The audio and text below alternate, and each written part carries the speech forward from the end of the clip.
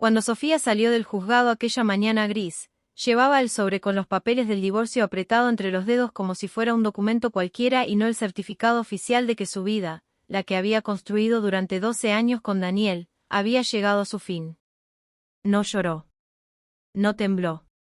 No miró atrás. Simplemente caminó.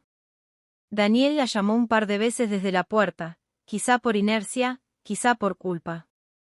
Ella actuó como si el viento borrara su voz.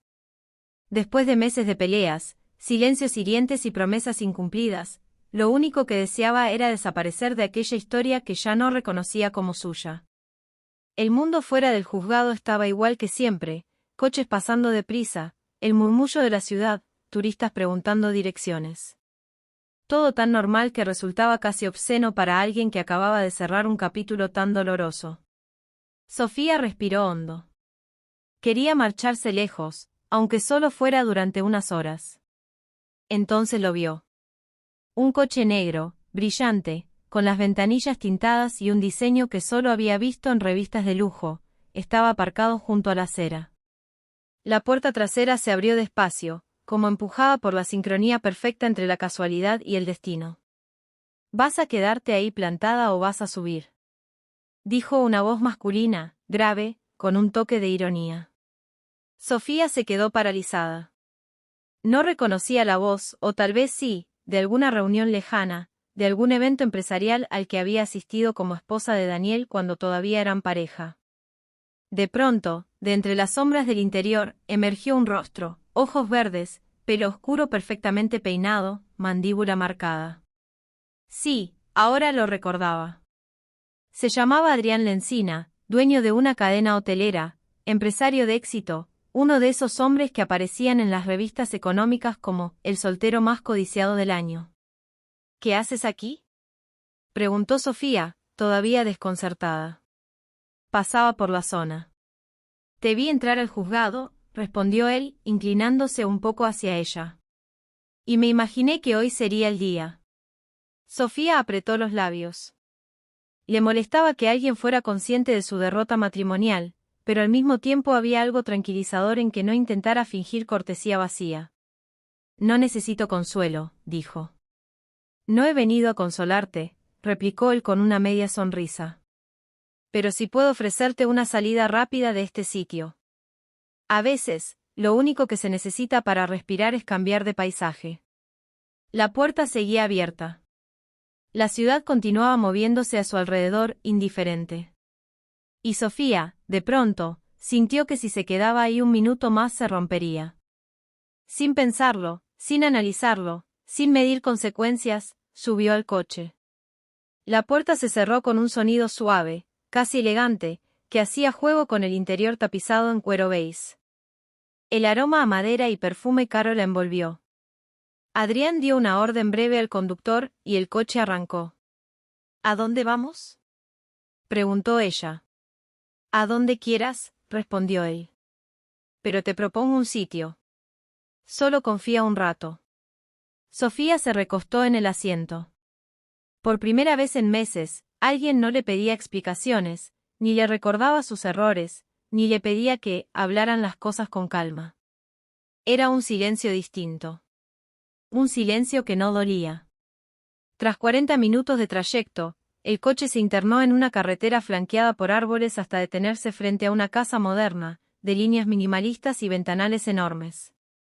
Bienvenida a mi refugio, comentó Adrián, bajando primero para abrirle la puerta. No sabía que vivías aquí, murmuró ella. No vivo. Me escondo. Lo mismo que tú buscas hoy. Entraron en la casa, donde predominaban los tonos claros, el olor a café recién hecho y una calma sorprendente.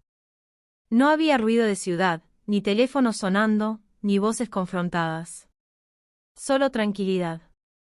Adrián le invitó a pasar a una terraza que daba a un extenso jardín y a un pequeño lago artificial. Lo compré para escapar cuando el mundo se vuelve demasiado pesado, dijo él, apoyándose en la barandilla. Y supongo que hoy tú necesitas eso. Sofía se permitió por primera vez una sonrisa ligera, pequeña, pero real. Supongo que sí. No pensé que terminaría así, confesó, sentándose en una de las sillas de madera. Salí del juzgado sin mirar atrás. No quería oír nada más. A veces irse sin decir nada es lo más honesto que uno puede hacer, respondió Adrián. Lo que se rompe, se rompe. Punto. No necesitas justificarte ante nadie. Ella lo miró. Qué fácil lo hacía parecer. ¿También te has roto alguna vez? Preguntó con cautela. Adrián dejó escapar una carcajada suave. ¿Crees que uno llega a donde estoy sin romperse antes? Luego, más serio, añadió, tuve mi divorcio hace años. Silencioso, discreto, doloroso igualmente. Te entiendo más de lo que crees. Eso la sorprendió. Siempre había imaginado a Adrián como un hombre perfectamente seguro de sí mismo, de esos a los que nada ni nadie les afecta. Pero verlo humano, lo hacía diferente. ¿Y qué hiciste para recomponerte?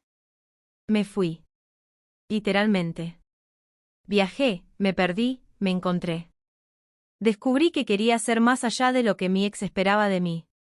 Y un día, simplemente, dejé de pensar en lo que había perdido para concentrarme en lo que podía construir. Sofía asintió. Oírlo así, tan claro, le hacía creer que quizá ella también podría empezar de nuevo. Adrián se acercó a ella con una bandeja en la mano, 2 cafés y un plato de galletas. Si vas a empezar una nueva vida, por lo menos que sea con algo dulce, bromeó. Ella soltó una risa breve. Gracias por esto. No me des las gracias. No he hecho nada que no haría por cualquiera que lo necesite. Pero debo admitir que contigo me alegra más hacerlo. Sofía sintió un leve rubor en las mejillas. No sabía si era por el cumplido, por la mirada franca de Adrián o por el hecho de que llevaba meses sin sentir que alguien la veía como persona y no como problema. Pasaron las horas conversando. Hablaban de libros, de viajes, del trabajo de ella en el museo, de cómo Adrián había empezado su primer negocio vendiendo postales en la universidad. Cada palabra sacaba otra risa, otra sorpresa, otro pedazo de vida que Sofía había olvidado que tenía. Se sentía ligera, como si todo el peso del divorcio no fuera más que una etiqueta que estaba a punto de quitarse. Cuando el sol empezó a caer, pintando de naranja el jardín, Adrián la miró con una mezcla de emoción y cautela. Sofía. Ella levantó la vista, sintiendo que algo importante estaba a punto de decirse. No quiero que esto suene precipitado, comenzó él, pero me gustaría que te quedaras a cenar. No por compromiso, ni por educación. Solo porque, contigo el silencio deja de ser silencio. Sofía parpadeó. La frase le llegó de una manera inesperada. Ella también sentía esa misma tranquilidad, esa misma conexión inexplicable. Me quedo, respondió, sin dudar. Adrián sonrió, y fue una sonrisa auténtica, la de alguien que no aparenta, que no finge, que se permite sentir. La cena fue sencilla pero deliciosa. Conversaron como si se conocieran desde hacía años. Y después, mientras ella observaba las luces del jardín reflejándose en el lago, Adrián se acercó con pasos lentos. No sé qué viene después para ti, dijo él.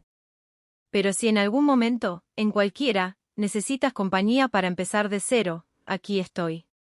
Ella lo miró, con el corazón firme y el miedo disipado por primera vez en mucho tiempo. Hoy necesitaba un refugio, respondió. Y lo encontré contigo. Adrián levantó suavemente su barbilla, y por unos segundos ambos quedaron suspendidos en una calma nueva, una calma que no dolía, que no exigía, que simplemente existía. No se besaron. No hacía falta. Lo importante no era la cercanía física, sino la promesa silenciosa entre dos personas rotas que, quizá, podían empezar a sanar juntas. Y así, Sofía entendió que irse sin decir nada no era huir. Era, simplemente, elegir otra historia que sí mereciera ser contada. Y la suya, curiosamente, acababa de empezar en el asiento trasero de un coche de lujo, al lado de un millonario que también sabía lo que era perder.